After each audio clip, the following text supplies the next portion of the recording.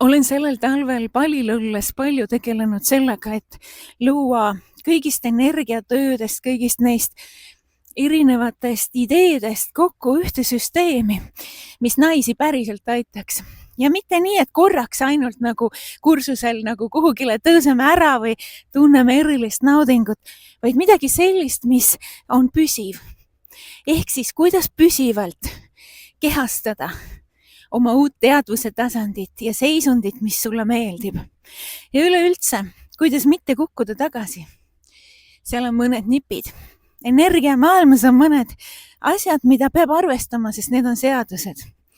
Ja sellest kõigest, mida ma olen viimasel aastal siis palil õppinud ja mida ma viimastel aastatel ise olen enda uuele tasandile viimiseks kogenud, sellest me siis sellel retriidil räägimegi ja praktiliselt teeme ka, aga nagu naistega ikka kerguses ja naudinguga. Midagi rasket ei tule, luban sulle. Et kohtumiseni, kui sa julged ja kui sa oled valmis päriselt edasi astuma oma elus.